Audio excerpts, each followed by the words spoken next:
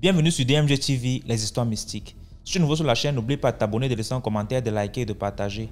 Tu veux raconter une histoire? Il y a un numéro à l'écran sur le plus 237 655 81 90 17. Envoie ton histoire et on va jouer ici sur YouTube, sur Facebook et sur TikTok.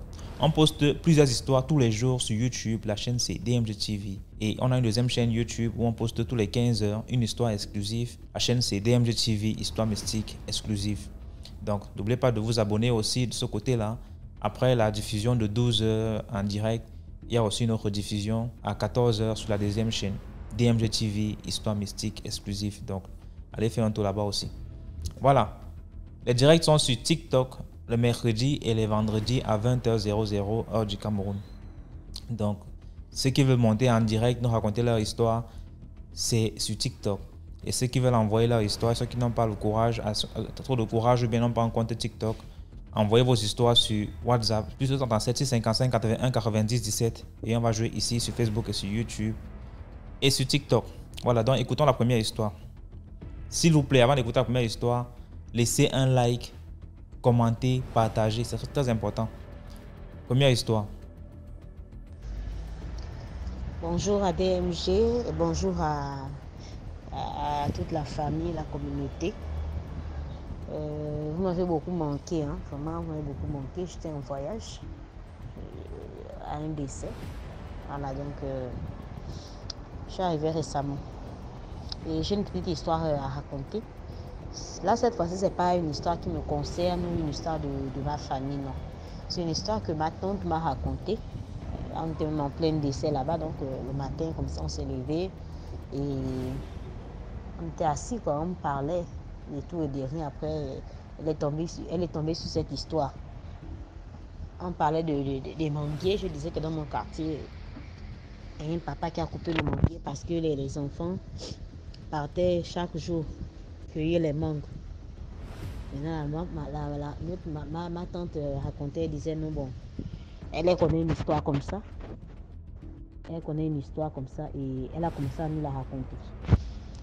Alors, elle disait que il y a un monsieur dans un village. C'est une histoire qu'elle a connue récemment, en fait. Une de ses amies qui est dans ce village, le village où l'histoire s'est passée. Donc, c'est son amie qui l'a raconté l'histoire. Que son amie quittait, en fait, du village même pour la ville.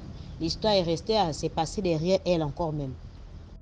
Donc, elle a raconté l'histoire. Elle a dit qu'il y a un monsieur, un papa, hein, un vieux papa, dans un village. Il vivait avec sa femme. Sa femme, il n'avait pas eu d'enfant avec sa femme. Donc, sa femme est décédée. Il est resté seul. Désolé pour le bruit, hein, de la voiture. Ma maison est en bordure de route. Donc, on peut entendre les klaxons de voitures ou encore les voitures qui font du bruit dehors. Voilà. Donc c'est ça. Et le monsieur est resté seul. Sa femme est décédée avant lui. Et il avait planté tellement d'arbres fruitiers. Atangatier, bananier, je sais pas quoi, tout ce qu'il faut, les manguiers là, surtout les mangues greffées là, avec d'autres mangues simples là. Maintenant, les enfants du quartier, les enfants du village aimaient toujours aller cueillir les mangues, ou encore jeter les pierres pour ramasser les atangas, etc. Ça a duré un temps, le papa n'a pas supporté. Après un jour, il s'est levé comme ça, il est parti, il a commencé à tout couper. Parce qu'il sentait que sa mort arrivait déjà. Il disait que non, moi, ma femme avec qui on a planté ça, elle n'est plus de ce monde. Et moi aussi, je vais bientôt partir. Pourquoi est-ce que je vais laisser ça avec les étrangers? Il a commencé à aller couper les arbres. Il a coupé tous les arbres fruitiers qu'il avait autour de sa maison. Même dans son champ, il a tout coupé. C'est comme ça le papa. Et quelques jours après, le papa est décédé. Voilà, quand il décède, c'est au village, hein, on ne met pas le corps à la morgue. Déjà, il n'y a pas des enfants pour dire qu'on a mis le corps à la morgue. Les enfants vont se battre parce que le corps sorte. Donc, c'est les villageois l'ont pris et l'ont enterré. Voilà.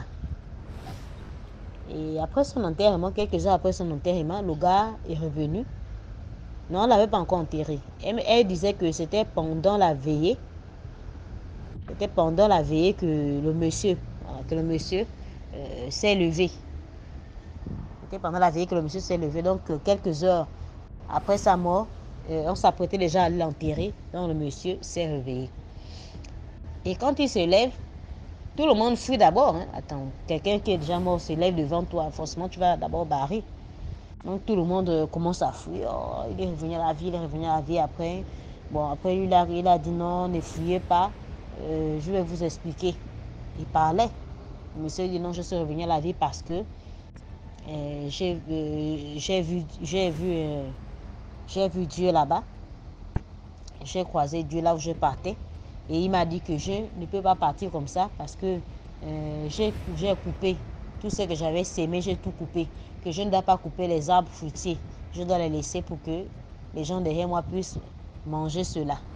Vu que je n'ai pas fait d'enfant, c'est par rapport à ça que je continuerai à survivre dans ce monde. Donc je suis venu là, je dois tout replanter. Les gens étaient quoi? Les gens étaient stupéfaits. Mais tout replanter comment? Il a dit c'est ça. S'il ne replante pas, il ne peut pas mourir ou aller se reposer. Donc ce qu'il doit faire, c'est qu'il doit tout replanter. Et là maintenant, Dieu va le prendre et puis il meurt. Donc c'est ce que le monsieur a commencé à... Il a expliqué tout ça comme ça aux villageois. Il a expliqué tout ça aux villageois et il a commencé à aller planter, à aller replanter tout. Donc la dame qui expliquait ça à ma tante, c'est une amie à ma tante. Donc elle a quitté le village, elle est rentrée déjà en ville.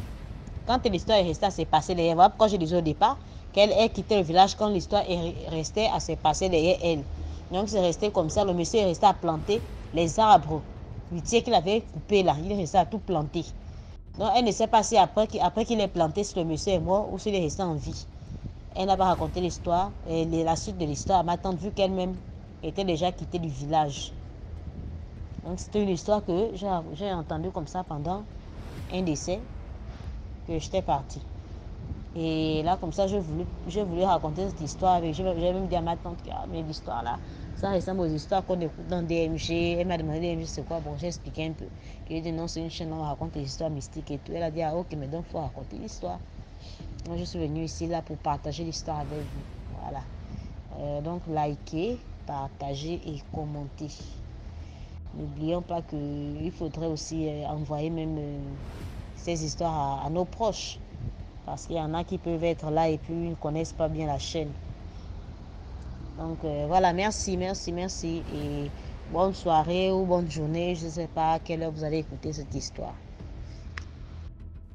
Merci beaucoup pour l'histoire. Maintenant, on va écouter la deuxième histoire. Bonsoir DMG, bonsoir la famille, bonsoir à tous les abonnés de DMG TV.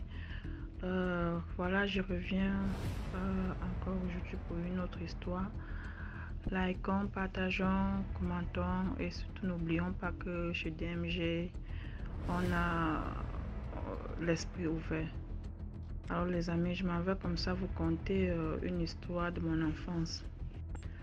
Alors voilà, quand j'étais petite, j'étais au village, je vivais avec ma grand-mère au village, dans un village de l'Ouest Cameroun, et j'étais très malade. J'étais tout le temps malade, tout le temps malade, tout le temps malade. Alors un jour j'étais malade, et lorsque j'étais malade, chaque fois j'étais couchée sur la nappe dans la cour. Et grand-mère, elle parfois, elle se levait, elle me donnait les médicaments et elle s'en allait au champ. Elle me laissait là, coucher dans la cour, elle revenait. Vous savez, au village, les grands-mères, c'est pas comme en ville, elles vaquent à leurs occupations, elles ne veulent pas que quelque chose les empêche à vaquer à leurs occupations. Et à chaque fois, je voyais toujours une maman. Comme ça, quand je fermais l'œil pendant ma maladie, je voyais toujours une maman venir vers moi avec une corbeille sur la tête. Et elle me faisait les gestes comme ça, avec la main, en venant vers moi. Et c'était comme ça à chaque fois, et ça faisait ce genre de bruit là, en venant, comme si elle venait, elle envoyait ses deux mains pour venir m'attraper. À chaque fois, c'était comme ça. Et je me réveillais. Mais étant petite, j'avais entre 6 ans, peut-être 5 ans, 6 ans, ou voire 8 ans. Je ne sais pas, je ne me rappelle plus, mais je me rappelle très bien de ce que je vivais. Et à chaque fois, c'était comme ça. Mais je ne racontais jamais ça à ma grand-mère. Jamais. Et j'étais tout le temps malade. Tout le temps. Un jour, donc, j'étais malade. Et ma grand-mère m'a toujours laissé le jour-là. J'étais couchée sur le soleil, dans la cour, sur la nappe. Et il y avait un chat à côté de moi.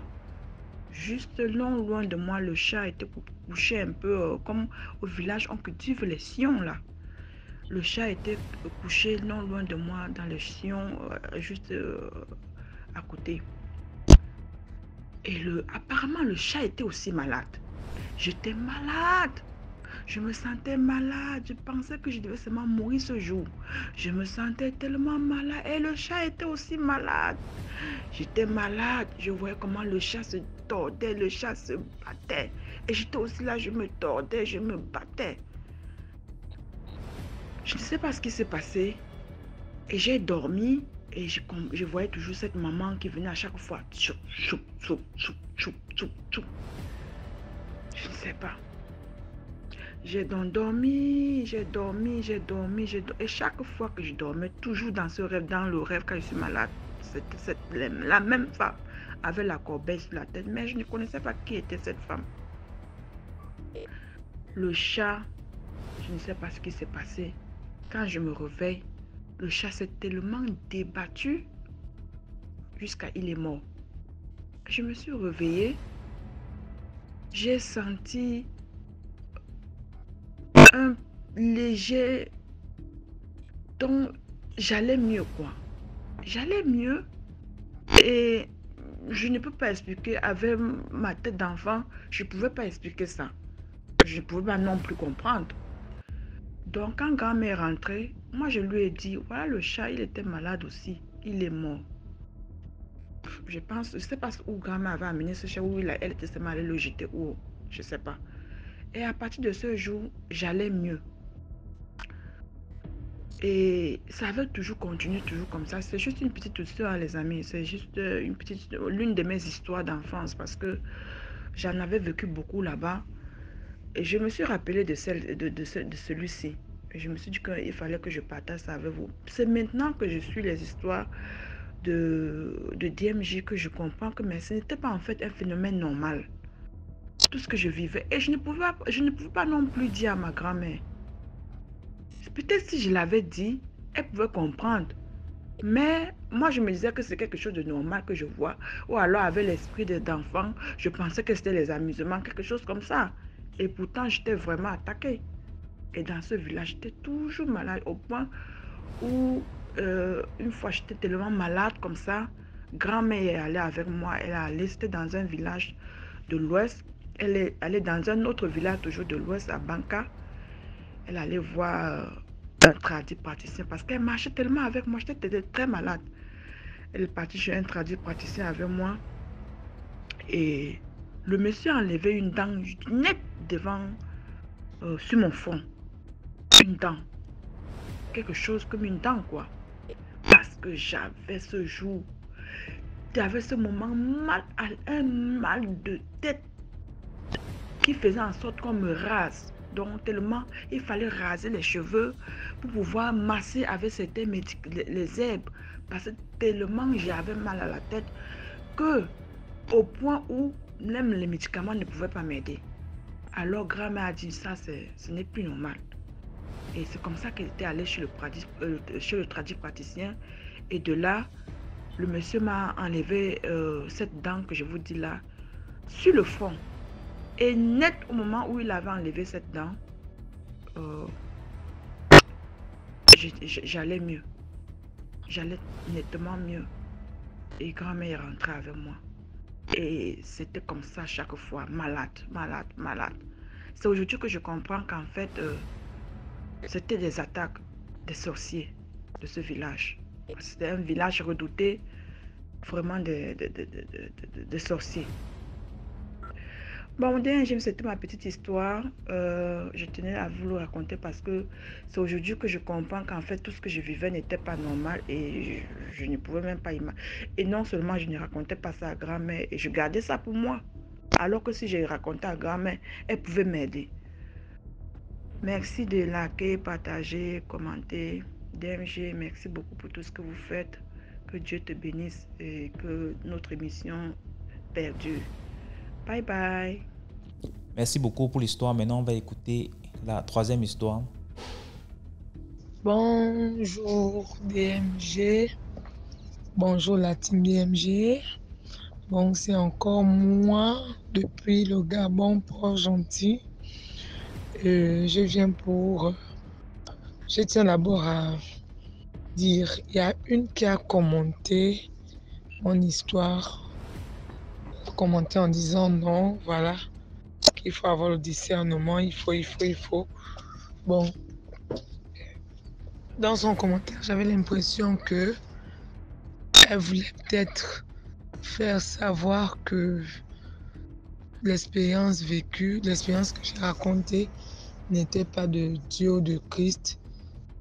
Mais je tiens aussi à dire que c'est vrai que ce n'est pas tous qui diront Seigneur, Seigneur, qui sont réellement avec le Christ. Et la Bible aussi parle de la prophétie de Baal. La prophétie de Baal. Donc ça veut dire qu'il y a les faux prophètes et les vrais prophètes. Il y a les faux messagers et les vrais messagers. Il y a les faux docteurs et les vrais docteurs, je peux dire. Donc, comme elle disait, c'est vrai que le discernement, et moi tout le temps je prie que le Saint-Esprit me révèle si ce n'est pas bon, bien si ce n'est pas vrai, si c'est faux, que le Saint-Esprit me révèle. Et là, c'est ma relation moi-même avec le Saint-Esprit. C'est ma relation moi-même avec Dieu en fait. Ok, bref, je vais raconter la deuxième histoire. Bon, pas la deuxième histoire, c'est la même histoire en fait, mais la deuxième expérience. Donc après avoir fait la délivrance de mon beau-frère, et là maintenant le même jour, on devait faire ma délivrance à moi-même et la délivrance de ma soeur Jacqueline et la délivrance de ma cousine Ga, une autre soeur Ga. Donc maintenant on a commencé à faire, on était 3. On s'est déplacé pour aller à une autre place parce que là on devait faire délivrance en buvant de l'eau. Je sais pas comment, en buvant de l'eau pour faire vomir ce qui est en nous. Bon, moi, dans la première partie, j'avais dit qu'on avait découvert bon, elle avait vu des pointes, des grosses pointes, des pointes dans mon utérus. Donc, on est parti au lieu de la délivrance. On a commencé à chanter, adorer, chanter, adorer. Et elle est arrivée. Quand elle est arrivée, elle m'a dit de boire l'eau, de boire beaucoup d'eau. Boire. Donc, ce que je faisais, je buvais de l'eau. Et elle disait que comme ce sont des pointes, tu es censé les vomir. Tu vas les rendre. Et après, je me suis dit que, bon, pour moi, pourquoi on n'a pas fait par opération? Après, elle a dit non, moi je fais selon le Saint-Esprit. Et toi, tu dois rendre, tu dois vomir ça. C'est que tu as au ventre. Bon, on était même 3. Nous 3. Ma petite soeur et ma cousine, nous 3, on devait vomir. Donc, j'ai commencé à boire de l'eau. J'ai bu une bouteille d'eau à Ningo, 2 bouteilles d'eau à Ningo. Ça ne venait pas. Tu disais que boire beaucoup d'eau. Donc, après la deuxième bouteille et demie, j'ai commencé à rendre. Parce que quand tu bois trop d'eau, après toi, tu rentres. Donc, c'était ça le but, de boire autant d'eau et de rendre. Et la dame, bon, je l'appelle Maman Miracle. Maman Miracle disait que si tu bois autant d'eau, tu vas rendre et les pointes vont sortir en même temps que l'eau. Mais si tu n'as pas l'eau dans ton ventre et que tu forces à rendre, ça peut te blesser. Donc, j'ai commencé à boire beaucoup d'eau. À la 4e bouteille, Maman Miracle disait, voilà, c'est en train de sortir. Continuer à boire de l'eau, c'est en train de sortir. Et maman disait, qu'est-ce que ça veut faire? Maman Miracle disait, qu'est-ce que ça veut faire là, au nom de Jésus? Au nom de Jésus, retourne. Après, elle disait que la pointe veut percer ma gorge. Donc, elle disait que la pointe veut percer ta gorge. Donc, au lieu de sortir par la bouche, ça voulait percer la gorge. En fait, ça voulait sortir par la gorge, percer la gorge. Donc, du coup, quand elle tentait fait les prières, machin, après, elle dit non, continue à boire l'eau. Parce que ça prend une autre direction, continue à boire l'eau. J'ai continué à boire l'eau et moi-même, mon cœur battait. Mais comme elle disait, c'est la foi, il faut avoir foi, il ne faut pas avoir peur. Parce que les esprits du malin se nourrissent de notre peur. Le diable se nourrit de la peur, donc il ne faut pas avoir peur. Donc j'ai continué à boire de l'eau jusqu'à... Et quand je rendais, vomissais, je le faisais dans un seau. Jusqu'à quand j'ai encore rendu. Et c'est la pointe, une des pointes est sortie, tombée dans le seau. Après, elle a dit, vas-y encore, il y a une deuxième. J'ai continué à boire et là, j'étais maintenant à la 5e bouteille. Bon, quand une est sortie, moi-même, je sentais comme si quelque chose voulait sortir. Mais quand ça sort comme si c'était dans le spirituel. Mais après, en fait, moi, je sentais ma gorge. Je sentais ma gorge. Et après la 5e bouteille d'eau, la deuxième pointe est sortie. J'ai des photos, DMG, j'ai des photos. Et je me suis posé la question, ce n'est que le mystique. Parce que si on m'a fait manger ça, c'est mystique. Parce que moi, je peux pas. Je me suis posé la question, est-ce que quelqu'un peut manger une pointe? Est-ce qu'on peut manger la pointe? Si la pointe se retrouve dans le ventre, c'est que ça n'a pas été donné naturellement. Après, c'était le tour de ma petite soeur. Ma petite soeur, elle, c'était juste la clé. Et la clé là faisait des dommages en elle. Et la clé là, si elle commençait à rouiller, elle devait lui donner le cancer du sang. Et la dame avait dit la pointe pouvait me donner le cancer du utérus si je n'enlevais pas la pointe. Donc maintenant pour ma petite soeur, c'était la clé. Donc elle a commencé à faire le même scénario. Boire de l'eau. Mais elle, c'était pas très difficile. Après 20 minutes, elle a rendu la clé. Et elle n'avait pas deux clés, elle n'avait qu'une seule clé. Donc après 20 minutes, elle a rendu la clé. Après, c'était mon tour de ma cousine. Pour ma cousine, on lui avait dit, mon autre soeur, on lui avait dit que ce qu'elle avait, c'était l'anneau mystique. L'anneau. Qu'elle avait l'anneau mystique, qu'elle était dans le monde mystique. Et qu'il fallait qu'elle rende cet anneau pour briser le lien du mariage. Donc la petite sœur a commencé à... ma petite cousine a commencé à boire de l'eau. Pour elle, elle trouvait que ce sera simple. Parce que pour elle, elle se disait que l'anneau, c'est une bague. C'est pas grand-chose. Donc facilement, elle pourra vomir cette bague. Quand elle a commencé à boire de l'eau, et la dame disait que tu ne bois pas assez d'eau, bois assez d'eau pour vite faire sortir. Pour toi, c'est même petit, bois assez d'eau. Donc, quand la dame regardait le ventre, et le temps commençait à changer.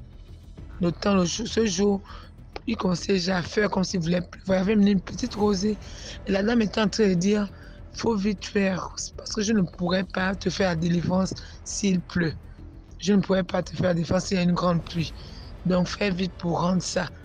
Et en même temps, la dame disait, qu'est-ce que c'est en train de faire? C'est en train de se transformer. Donc l'anneau que la dame disait au départ, c'était l'anneau. En miracle, c'était l'anneau. Donc elle disait que, mon Dieu, c'est quoi ça? C'est en train de prendre une autre forme. Ça devient quoi? Un flacon. Mais c'est en train de se transformer. Fais vite, bois, tu vomis. Parce que quand tu ne vomis pas, c'est en train de se transformer dans ton ventre. Parce que ça ne veut pas sortir. On a pris peur et on continue à adorer, chanter l'adoration. Et ma soeur, ma cousine, elle commençait déjà à être effrayée. Après, elle disait que fais vite. Et là, ça a pris la forme. C'est plus l'anneau. C'est maintenant un flacon. Donc, c'était un flacon. Bois vite l'eau parce que si tu continues comme ça, à ne pas trop boire de l'eau, ça encore prend une autre forme et je ne pourrais pas sortir ça. Parce que si ça prend une autre forme, ou bien si ça s'éclate dans ton... Si ça se casse dans ton ventre, c'est pas bon. Si ça se casse, le contenu qui est à l'intérieur, c'est pas bon. Je ne pourrais pas sortir ça. Bois vite l'eau, bois assez d'eau, bois assez d'eau. Bon, elle a continué à boire de l'eau jusqu'à... On a mis le seau quand elle voulait rendre. Elle voulait vomir, on a mis le seau et elle a rendu, c'était un flacon. C'était un flacon qu'elle a rendu. On se met écouté dans le seau. Wiggling. Le flacon est tombé dans le seau. On a regardé. On a pris, on a versé l'eau. Parce qu'elle est rincée avec de l'eau, on a versé l'eau. On a mis le flacon. Bon, mon miracle a versé l'eau. Elle a mis le flacon au sol dans un sachet, sur un sachet. Et après, dans le flacon, on voyait des trucs. Le flacon était comme s'il y avait de la viande à l'intérieur du flacon qu'elle a vomi. Donc après, maman miracle a pris un bois pour casser. Parce qu'elle a dit, il ne faut pas jeter ça comme ça, il faut casser le flacon. Donc on a cassé le flacon. Maman miracle a cassé le flacon, on a pris un bois pour essayer de toucher. Ça avait l'air, parce qu'on ne pouvait pas toucher ça avec nos mains. Donc ça avait l'air de la chair humaine. Donc l'anneau s'est transformé en flacon dans le ventre. Dans ce flacon, c'était le genre de flacon ici au Gabon. On a le miel. On achète souvent le miel ou bien l'huile d'amande avec les bouchons un peu en plastique. On vend ça au marché.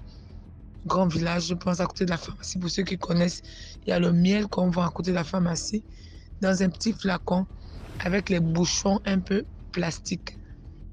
Donc, c'était ce genre de flacon. Ce genre de flacon avec la chair humaine. Donc, c'était la deuxième partie des délivrances. Et c'est tous le même jour. Donc, après un miracle, on a terminé avec les délivrances. Et elle nous demande, quand on termine les délivrances, on part en séance de prière. Elle dit, mon beau-frère, lui, il a eu 25 jours de séance de prière. C'est-à-dire, on part tous les soirs faire des prières. Elle fait une petite prédication pour nous parler de certains sujets. La dîme, pourquoi on est attaqué pendant qu'on est chrétien. Bon, certains sujets, elle développe. Et après, on fait des prières. On chante des chansons religieuses. Donc, moi, j'ai eu 15 jours de prière. Ma petite soeur, 15 jours de prière. Ma cousine, 20 jours de prière. Et bon, je vais revenir. C'est long. Parce qu'il y a aussi eu la délivrance de mon fils. Donc, je vais revenir. C'est tellement long. Et c'est vraiment, ce sont des... Et je voulais aussi dire, si le diable opère en faisant de la magie, si un boa peut vomir de l'argent, pourquoi pas le Seigneur, pourquoi Jésus, pourquoi le Saint-Esprit ne pourra pas opérer de cette façon? C'est la question que je pose à certaines personnes qui doutent. Si le boa peut vomir de l'argent, si le bois peut rentrer dans le sexe, exclusivement du thème d'une personne, si certaines choses mystiques peuvent se passer, pourquoi le Saint-Esprit ne pourrait pas aussi opérer de cette façon? Donc, c'est un peu ça. DMG, je vais t'envoyer les photos des pointes, du flacon où il y avait la chair humaine et du briquet. Et ok, donc je vais revenir pour d'autres expériences de délivrance. Bon, n'oubliez pas de commenter, partager, liker pour faire grandir la plage. Merci. Merci beaucoup pour l'histoire. Maintenant, on va écouter la quatrième histoire. Bonsoir DMG. Je suis une Burkinabé.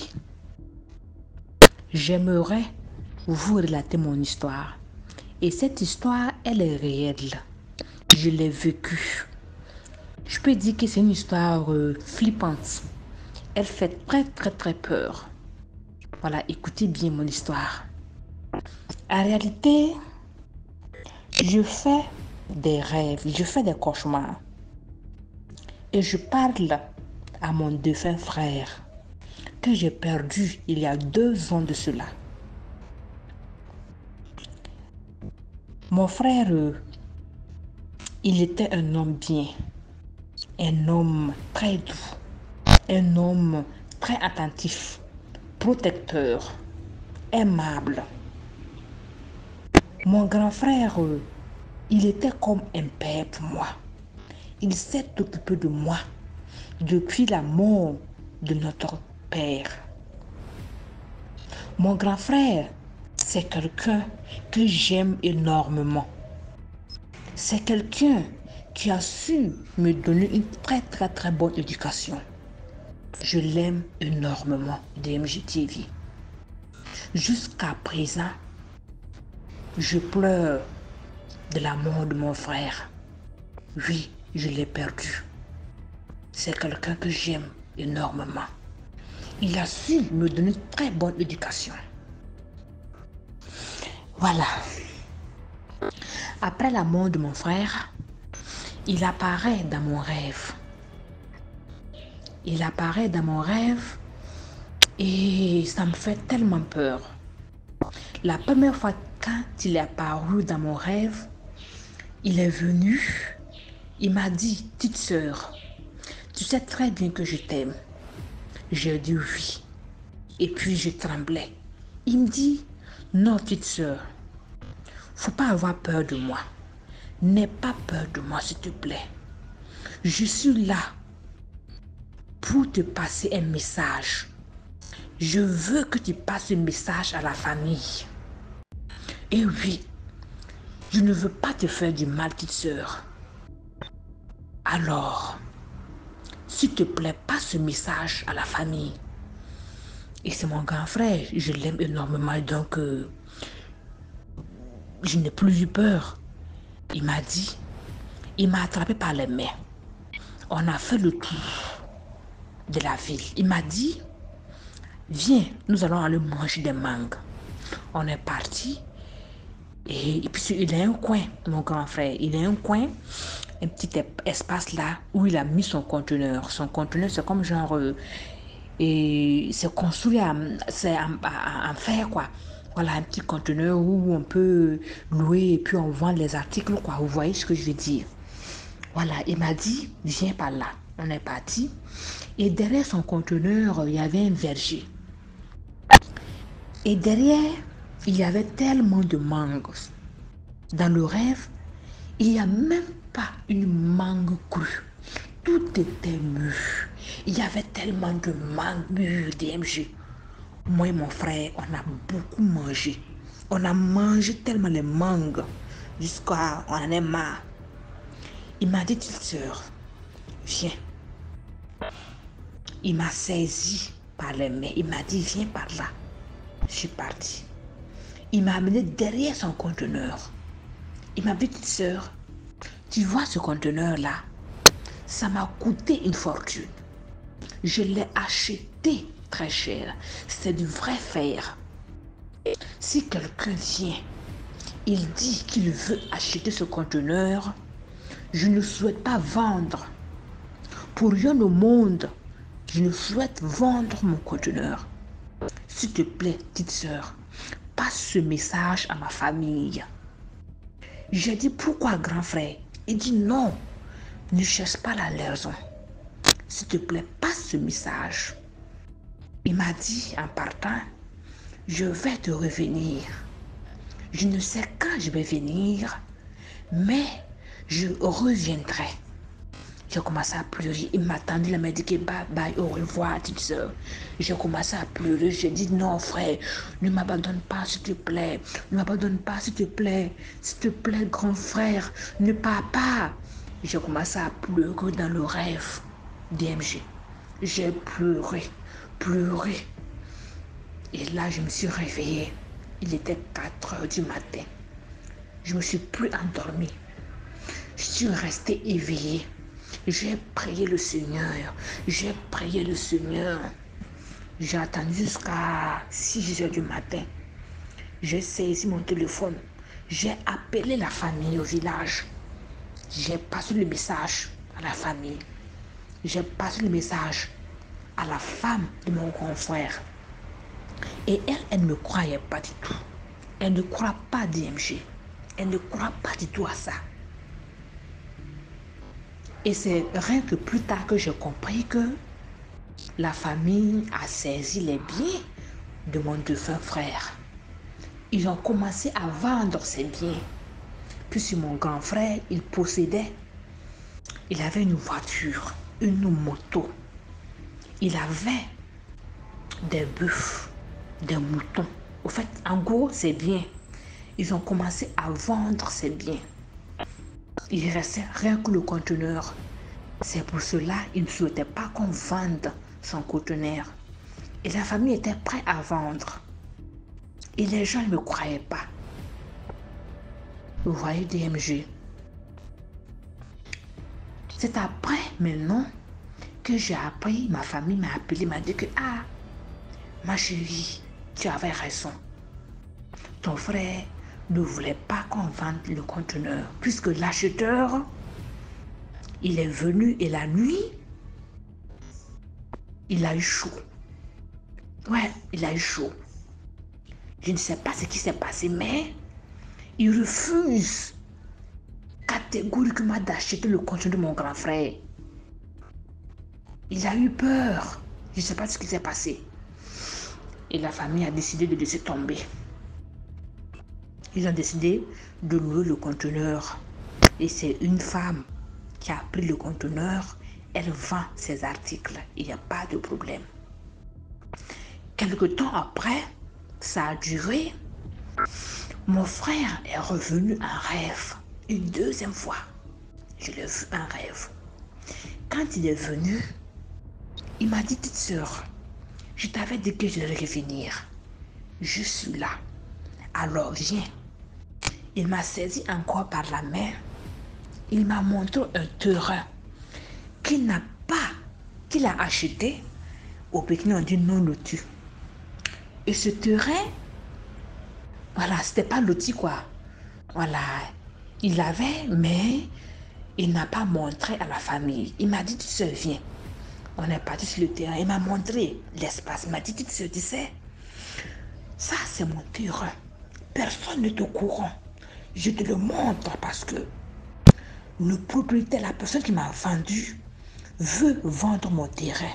Je te montre pour que tu puisses montrer à ma famille, pour que vous occupiez ce terrain. Il m'a dit, viens voir. Il m'a saisi encore par les mains. Il m'a dit, tu vois, de là à là, il m'a montré les 4 coins de son terrain. Et il m'a montré.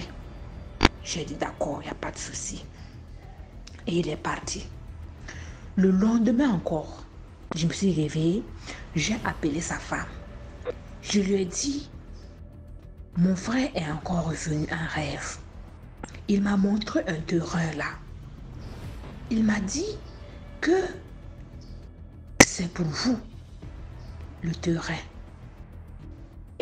Est-ce que tu es au courant de l'achat de ce terrain? Elle m'a dit non, qu'elle n'est pas au courant. J'ai dit que le terrain était en danger. Et je me suis déplacée le lendemain. Je suis partie au village. Et je suis partie. Et personne ne connaissait l'existence de ce terrain. J'ai réuni toute la famille. J'ai dit, venez. Mon frère m'a montré son terrain. Et moi, je dois vous montrer parce que le propriétaire veut vendre le terrain parce que mon frère n'est plus de ce monde. Alors venez, je vais vous montrer le terrain. Je les ai conduits. Il m'a montré dans le rêve. Et je les ai conduits dans le terrain. J'ai montré les limites exactes que mon frère m'a montré dans le rêve. DMG, c'est flippant DMG. Quand je parle actuellement même là, je tremble. Je tremble DMG. Je suis parti, on est parti. La réunion de la famille, on est parti. On a vu le terrain. J'ai monté tout. J'ai dit que ce terrain appartient à mon frère. On a appelé le propriétaire, celui qui a vendu le terrain. Je lui ai dit, je suis venu, j'ai vu monter le terrain à la famille. Ça appartient à mon grand frère. Il a dit non, que l'espace que tu as montré, non, c'était pas là-bas. J'ai dit non, je connais l'espace. Je connais ce que mon frère m'a montré. Je connais bien les limites. Il m'a montré. Et cette partie fait partie du terrain de mon frère. Le petit dit niet, non, que jamais, que le terrain de mon frère là, que c'était petit. Oh pourtant, ce que mon frère m'a montré en rêve, c'était grand. J'ai dit ok, j'ai dit il n'y a pas de souci. Mon frère m'a envoyé, j'ai passé du message. Il m'a montré ce terrain, je ne connaissais pas l'existence de terrain. Il m'a parlé en rêve, il m'a dit de venir, on va occuper le terrain. C'est pour la famille. Il n'est pas là, il est décédé. Si tu veux voler le terrain de mon frère, je te le laisse à la nuit. Ce qui va t'arriver la nuit, on ne vole pas le terrain d'un défunt. On ne vole pas. Il faut être honnête. C'est dans ça que peut-être il a flippé, il a eu peur. Il m'a dit, ma petite, c'est vrai. Je voulais couper, je voulais voler un peu le terrain de ton frère pour vendre. Mais ce que tu m'as dit, ça m'a fait peur. Pardonne-moi. Ce que tu as montré, c'est bien vrai. Ce sont les limites. Ce sont les limites du terrain de ton frère. C'est pour lui.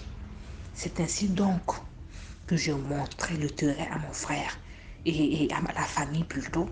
J'ai montré les limites et c'est dans ça que ma famille est venue. Ils ont borné.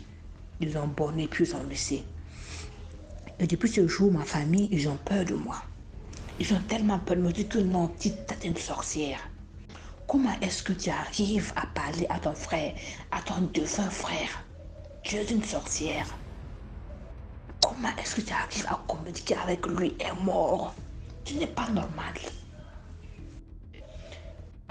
DMG TV, j'étais en larmes. Je me disais, qu'est-ce qui se passe là? Qu'est-ce qui se passe, DMG? J'ai jamais vécu de telles histoires. Quand on parle de la spiritualité, je n'y crois pas. Mais maintenant, je crois, DMG. Je crois. Je peux te dire, DMG. Mon frère, toujours, il vient en rêve. Il y a tellement de choses que je ne peux pas tout dire, dévoiler ici. Je ne peux pas dévoiler tout ici. C'est une histoire très longue. Et je peux dire que jusqu'à présent, mon frère, il vit un rêve. Ça me plaît. Avant, j'avais peur. Mais maintenant, j'ai plus peur. C'est comme un soulagement. Je me sens heureux quand il vient dans mon rêve. Je me sens si heureuse de le trouver. Je suis contente. Maman me dit, ma petite fille, tu sais, c'est pas normal que tu parles à un mort. Viens au village, on va te laver pour que ton frère ne te parle plus en rêve. J'ai refusé DMG. J'ai refusé, j'ai dit non, je refuse de me laver. J'aime parler à mon frère. J'aime quand il vient.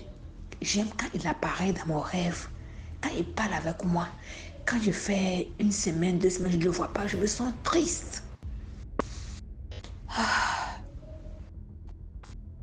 Je me sens triste DMG TJ. Je crois en l'histoire. Et j'aimerais trouver une solution. C'est très long cette histoire, c'est très long. Il y a des phénomènes, il y a des événements qui sont passés que j'aimerais m'arrêter là. Je ne vais pas être trop longue aussi. Là, je veux m'arrêter là parce que ma famille peut me reconnaître. Voilà. Il y a tellement d'événements que je ne croyais pas à la spiritualité. Je n'y croyais pas. Mais maintenant, je crois. Je crois vraiment à la spiritualité. Je crois. Et c'est devenu un plaisir pour moi de lui parler. Et j'aimerais savoir si c'est normal. DMG, est-ce que c'est normal de parler à un mort? d'être en contact avec un mort.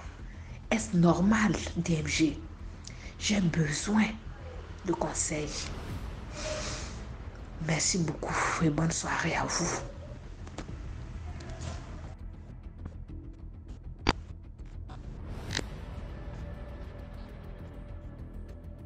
Merci beaucoup pour l'histoire. Maintenant, on va écouter la 5e histoire.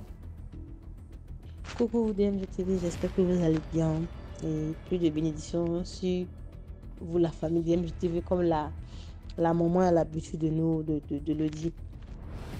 DMG, j'ai une histoire à raconter, mais c'est pas mon histoire. C'est une histoire que j'avais lue dans le temps. C'était sur Facebook. C'était aussi une page que je vais taire le nom. Des gens aussi se permettaient de nous raconter certaines histoires là-dessus. C'était aussi des histoires mystiques qui édifiaient aussi. Donc, je me suis rappelé de ça. Je me suis dit, je peux bien la raconter à DMG TV. Donc, je passe juste par là pour ça.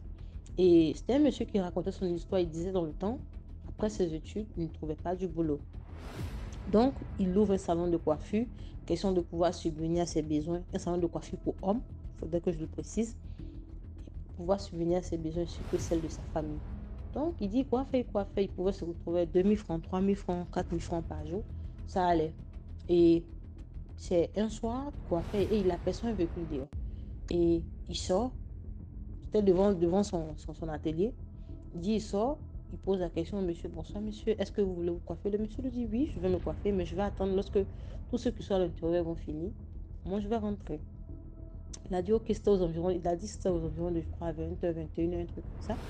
Et donc, il a fini de coiffer et le monsieur entre. Lorsque le monsieur entre, le monsieur lui dit, non, je ne veux pas me coiffer, je suis un scientifique. Le monsieur lui raconte une histoire à dormir debout qu'il gobe. Que non, il voudrait acheter les cheveux de ses clients, question de faire des expériences scientifiques. Et autre que le gars a dit au départ, il était hésitant et le monsieur lui a remis sa carte. Non, si vous êtes intéressé par ça, c'est ma carte, vous pouvez m'appeler. Donc c'est comme ça, le monsieur il part. Et il dit, il s'est laissé tenter par le truc, je sais pas si c'est je sais pas par quoi. Mais il dit après le boulot, ce même jour-là, il ramasse les cheveux de tous ses clients, les cheveux de toute la journée. Il met dans un sachet noir, les sachets noirs de l'Afrique, là. Il met ça dedans, les petits sachets noirs, là. Il dit, il met ça à l'intérieur et il part. En route, il appelle le monsieur. Il dit au monsieur, non, j'ai un sachet, nanana. Est-ce qu'on peut se croiser? Le monsieur dit, ok, il n'y a pas de problème. Donc, chose que le monsieur accepte, les gars se croisent. Il remet le sachet au monsieur. Le monsieur lui sort une grosse somme d'argent. Il dit cette somme, il ne l'avait jamais vue de sa vie. Il a pris cet argent pour lui, par ignorance ou je ne sais quoi. Il rentre chez lui à la maison et c'est comme ça que entre lui et le monsieur, un business commence. C'est-à-dire lui, il est le fournisseur de cheveux, le monsieur est l'acheteur. Excusez-moi. Le monsieur est l'acheteur. Et il dit, au fur et à mesure, 1 an, 2 ans, 3 ans, il a commencé à prospérer, il se faisait de l'argent, il ouvrait des salons un peu partout. Et le monsieur, il dit un jour, le monsieur lui avoue en lui disant que les cheveux, c'est pas lui, il n'est pas scientifique, que ils vend ça à des sectes ou des ritualistes, un truc comme ça. Et lui, il se laisse emporter par l'argent avec tout ce qui va avec. Il continue dans ce business-là. Comme on va le dire, il a vendu son âme au diable. Il continue dans ce business. Et il dit, c'est avec cela, il ouvre plusieurs salons de coiffure dans son pays. Je vais taire aussi le nom du pays. Il ouvre plusieurs salons dans son pays. Et ça va. Il se permet même de faire des promotions les week-ends pour pouvoir avoir plus de cheveux, pour pouvoir avoir plus de clientèle. Et c'est quoi? Ces salons de coiffure étaient vraiment des salons sophistiqués avec de nouveaux appareils, machin, tout ce qui va avec. Et donc, il dit un jour, comme on le dit, 1000 jours pour le voleur, ce jour pour le propriétaire, il a coiffé.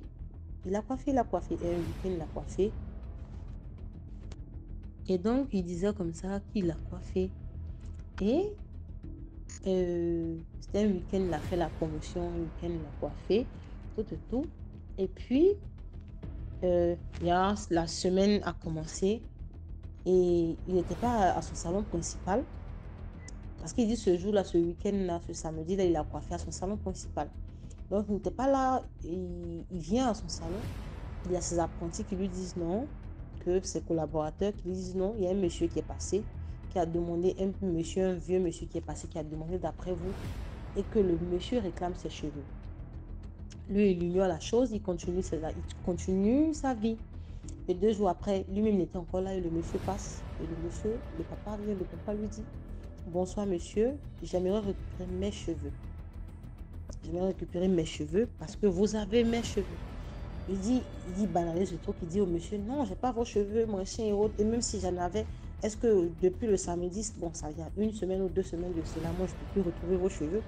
Et il raconte des bêtises, tout en sachant qu'il savait très bien que ces cheveux-là, il les vendait au Ritualis. Bon, il savait que son acheteur les vendait au Ritualis, au fait. Donc, il banalise le truc. 1 semaine après, le monsieur passe, le monsieur lui dit, j'ai besoin de mes cheveux. Vous avez jusqu'à 2 jours pour me remettre mes cheveux. Et il a banalisé, il était encore savant. Le monsieur est passé 2 jours après. Le monsieur lui dit, comme vous refusez de me remettre mes cheveux, vous verrez ce que je vous ferai. Il dit, c'est comme ça. Il va vers son acheteur, il explique l'histoire au monsieur. Le monsieur lui dit, non, moi, je ne sais pas où les cheveux de ce monsieur sont. Et d'ailleurs, même si je le savais, est-ce qu'on peut retrouver ces cheveux? Parce que ces cheveux-là, moi, je les vends au Ritualis, à plusieurs personnes, au fait, dans plusieurs pays du monde. Donc, je ne sais pas. Débrouille-toi là-bas comme tu peux. Et donc, c'est comme ça. Il dit, c'est comme ça. Il a continué sa vie 2 jours après. Le monsieur est venu nous dire, tu verras ce que je te ferai. Et donc, lorsque le monsieur part, 1 jour ou 2 jours après, il était au travail. On appelle pour lui dire que sa dernière fille, sa dernière fille, une petite de 2 ans, de 3 ans, s'est fait brûler. S'est brûlée au dernier degré. Donc, on envoie la petite à l'hôpital. Elle est décédée. Et après ça, 1 semaine après, le vieux monsieur passe. Le monsieur lui dit, j'espère que la leçon est bien rentrée, que vous avez bien compris ce que je suis en train de vous dire. Je veux mes cheveux et je les aurai. Et c'est là, il dit au monsieur que, mais je n'ai pas vos cheveux parce que je n'ai pas, au fait. Et apparemment, le monsieur, le papa en question, c'était un vieux sorcier. Comme on le dit, derrière village, il y a village. Et ça n'a pas été fait. Après, il dit sa deuxième fille qui s'est fait, je crois qu'il s'est noyé. Qui s'est noyé, sa femme était malade, ça n'allait pas chez sa femme. Et donc, le monsieur voulait ses cheveux parce qu'apparemment, le vieux, apparemment de ce qu'on avait conclu, que sûrement dans le spirituel, le vieux a vu que ses cheveux, les gens s'utilisaient ça pour des travaux mystiques qui ne l'arrangeaient pas. Donc, il voulait coûte avoir ses cheveux, mais ces choses étaient déjà faites. Et c'est comme ça. Et je nous raconte son histoire pour qu'on l'aide, en fait. Et à DMJ, c'est un peu la petite histoire que je voulais raconter, au fait. Donc, du coup, pour une histoire de cheveux, bon, on va dire, tu décides de faire un petit business, tu ne peux pas te mettre dans des trucs aujourd'hui, tu te dans des problèmes après tes 2 enfants, ta femme est malade ici. Ta vie bascule, au fait. Donc, aujourd'hui, DMG, aujourd'hui, on ne peut faire confiance à personne, même chez le coiffeur, on ne sait pas.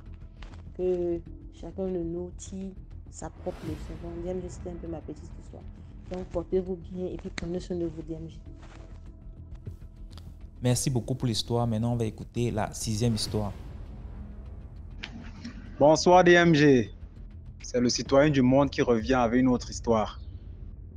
Partageons, likons, commentons. L'histoire que je vais vous conter se passe à la frontière Tchad-Cameroun, dans un petit village. C'est un convoyeur qui m'a raconté l'histoire. Un chauffeur routier. Le gars me dit qu'il y avait un de ses collègues qui avait toujours des envies sexuelles très prononcées. Jusqu'à se renseigner pour savoir s'il y a des gens qui font des aphrodisiaques. C'est comme ça, le collègue lui dit, gars, tiens, ça tombe bien, tu es vraiment au bon endroit. Mon grand-père fait dans ce style de produit. Il est vraiment très puissant.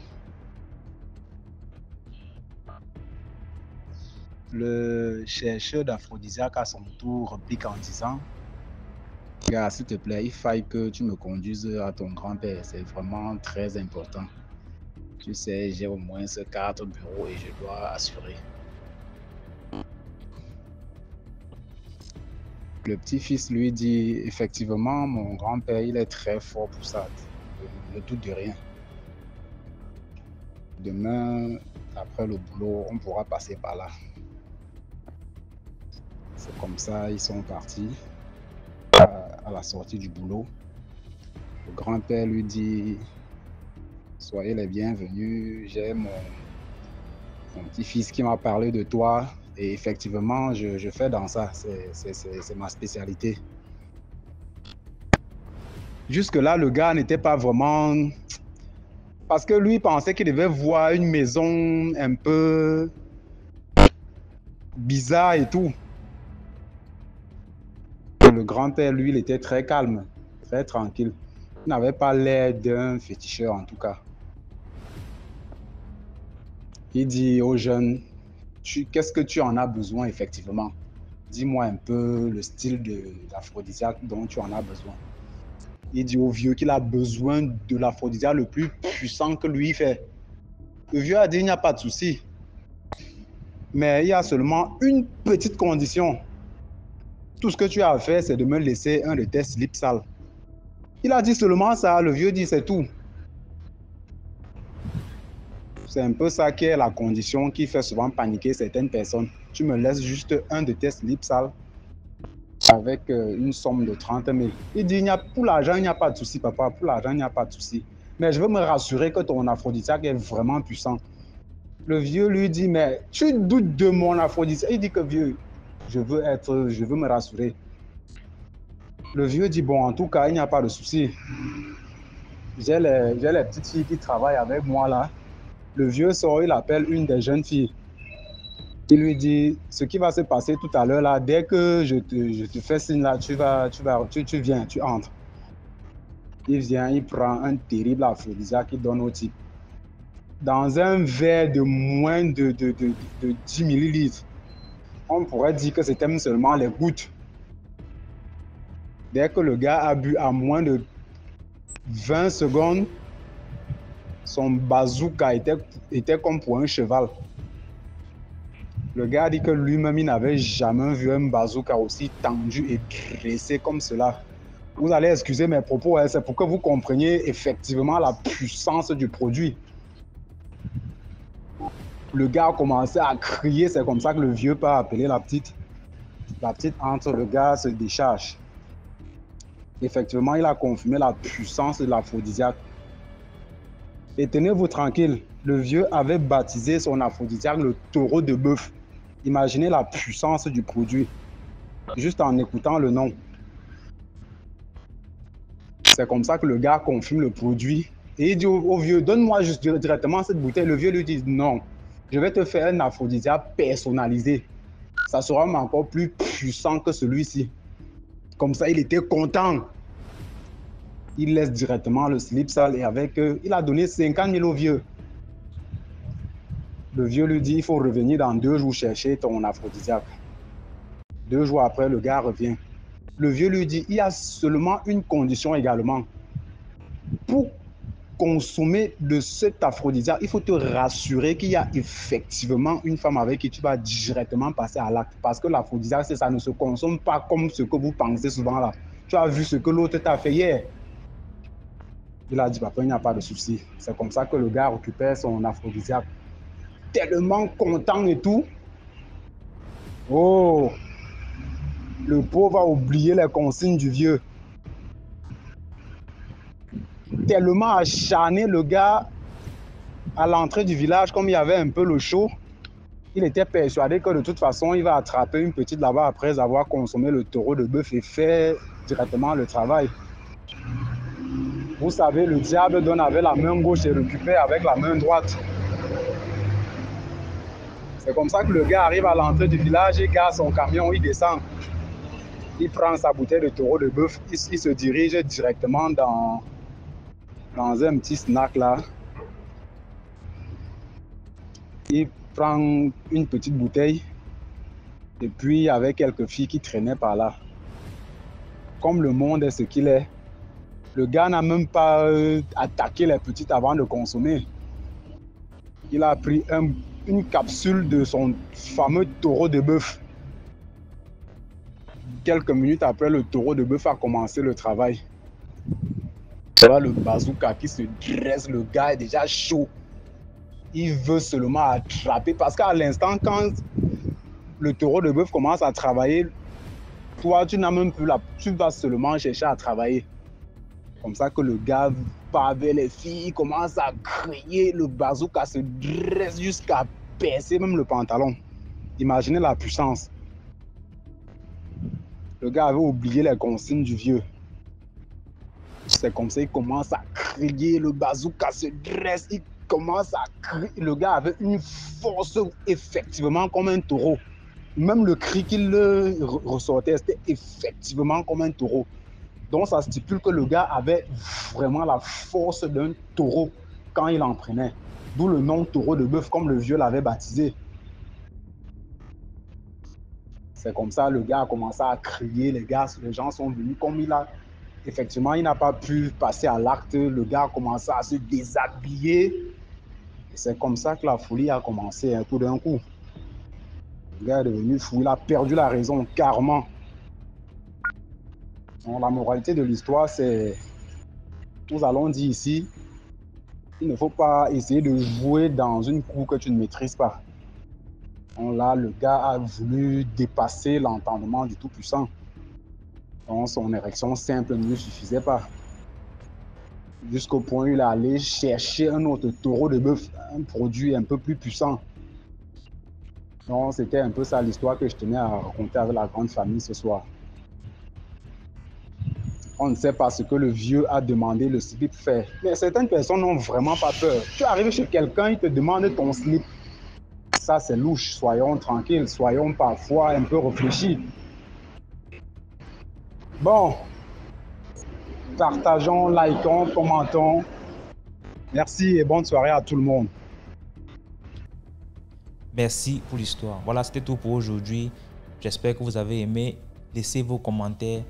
Si par exemple vous avez un commentaire à donner à l'histoire numéro 2 par exemple, vous pouvez écrire H1, voilà ce que je pense, ainsi de suite. Sachez que tous ceux qui envoient les histoires ici viennent après lire les commentaires. Donc c'est important de dire ce que vous pensez. Si vous avez un message en particulier pour un intervenant. Voilà, donc on se prend demain à 12h00 sur YouTube, sur la chaîne DMG TV. Ciao.